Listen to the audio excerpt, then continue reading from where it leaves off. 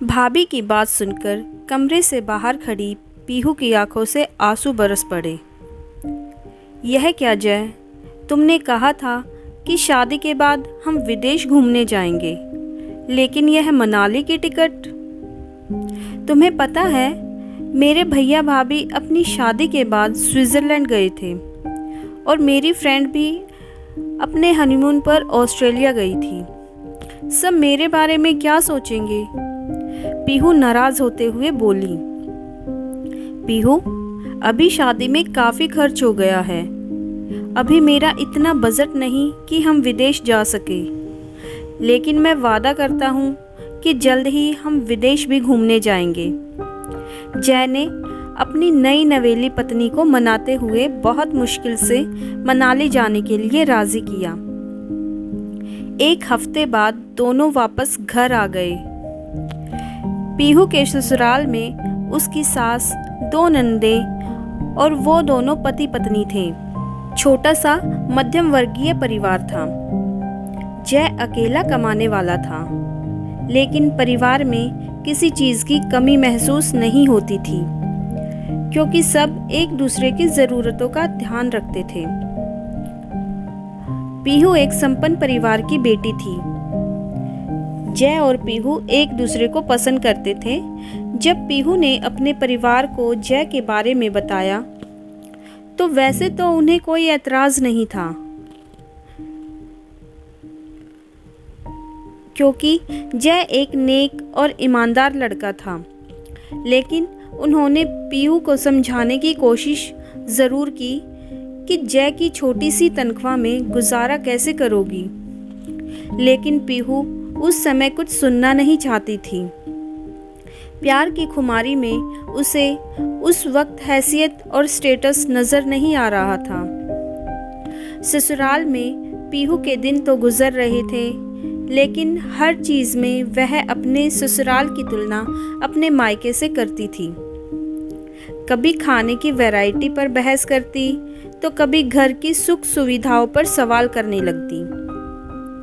बात बात पर वो रूठ कर अपने मायके चली जाती थी या मायके वालों के सामने अपनी मांग रख देती थी। गर्मी आते ही पीहू को अपने एसी वाले कमरे की याद आने लगी। जय, मुझे गर्मी में रहने की आदत नहीं है। मेरे मायके में तो हर जगह एसी लगे हैं। पीहू उदास होते हुए बोली। जय का अभी बजट नहीं था, फिर भी पीहू के लिए उसने कमरे में एसी लगवा दिया, क्योंकि उसे डर था कि कहीं पीहू अपने मायके वालों से एसी भी न मांग ले। जय एक स्वाभिमानी व्यक्ति था और उसे इस तरह पीहू का अपने मायके से चीज़ें लेना पसंद नहीं आता था। अगले महीने पीहू का जन्मदिन था और वह बहुत उत्साहित थी। सुबह उसकी सास ने बहू बेटे के साथ मंदिर जाकर आरती की और पीहू को जन्मदिन की बधाई दी। पीहू सोच रही थी कि उसके मायके की तरह यहाँ भी उसके जन्मदिन पर बहुत बड़ी पार्टी होगी, लेकिन शाम को जय उसे सिर्फ डिनर पर लेकर चला गया तो पीहू का गुस्सा फूट पड़ा। तुमने तो मेरा सारा मूड ही खराब कर दिया। पता है, मेरे पापा मेरे जन्मदिन पर कितनी बड़ी पार्टी रखते थे। मैं जो मांगती थी मुझे गिफ्ट में मिल जाता था, लेकिन यहाँ तो किसी को कोई कदर ही नहीं। मैं जा रही हूँ अपने मायके, कहते हुए वह अटैची में कपड़े डालने लगी तो उसकी सास ने समझाते हुए कहा, बहू, ये अभी तुम्हारा घर है। लड़की को अपने ससुराल में ही रहना पड़ता है। अपने पति की जेब देखकर उसका साथ देना पत्नी का कर्तव्य होता है। मानते हैं तुम्हारे मायके की तुलना में यहाँ तुम्हें सुख सुविधा कम मिलती है, लेकिन हम सब तुमसे बहुत प्यार करते हैं बेटा। शादी के बाद मायके में बिटिया मेहमान होती है। इस तरह छोटी छोटी बातों पर मायके जाना अच्छी बात नहीं है।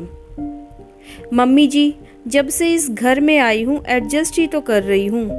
अपनी मायके के सारे ऐशो आराम छोड़कर यहाँ आई थी, लेकिन यहाँ किसी को मेरी कोई परवाह ही नहीं है। जय ने भी पीहू को रोकने की बहुत कोशिश की, लेकिन वह समझने को तैयार ही नहीं थी। मायके गए हुए पीहू को 15 दिन हो गए थे। इस बार जय भी उसे मनाने नहीं गया। पीहू की माँ बेटी की जिद से परेशान थी, लेकिन उसे जाने को कैसे कहती। लेकिन पीहू की भाभी को पीहू का इस तरह मायके में धरना देना सुहाता नहीं था। इन सब से बेखबर वह पहले की तरह ही मायके पर अपना अधिकार समझती थी। एक दिन पीहू जब अपनी भाभी को खाना परोसने के लिए बोलने उसके कमरे की तरफ जा रही थी, तो अचानक से फोन पर भाभी की बात सुनकर रुक गई। उसकी भाभी अपनी माँ से बातें कर रही थी। मेरी ननद तो यहाँ आकर ही बैठ गई है, जाने का नाम ही नहीं लेती, हर चीज में टांग अड़ाती रहती है। मेरा तो जीना दुभर कर दिया है। जब से शादी हुई है तब से हर रोज कोई न कोई फरमाइश रख देती है। उसे तो अपनी पति की इज्जत का भी ख्याल नहीं है। अरे अब हम कब तक उसकी ज़रूरतें पूरी करते रहेंगे। आखिर मायके पर भी एक हद तक ही अधिकार जताया जाता है, लेकिन उसने तो कभी ससुराल को अपनाया ही नहीं। ऐसा ही था तो शादी क्यों की थी उस मिडिल क्लास लड़के से। पीहू के कदम वहीं जड़ हो गए। गला सूखने लगा था, आंखें बरस पड़ी थी, दिमाग में अपनी सास की सारी बातें गूंज रही थी। सासू माँ सही कह रही थी, अब ससुराल ही मेरा घर है। जिस मायके में वह पहले की तरह अपना अधिकार समझती थी, वह अधिकार तो कब का खत्म हो गया था। मायके में भी तभी इज्जत मिलती है जब हम अपने ससुराल वालों की इज्जत करते हैं। सच में शादी के बाद बिटिया मेहमान बन जाती है। गलती तो मेरी ही थी कि मैंने कभी वास्तविकता को स्वीकार ही नहीं किया। मैं अपना और अपने पति का अपमान नहीं होने दूंगी।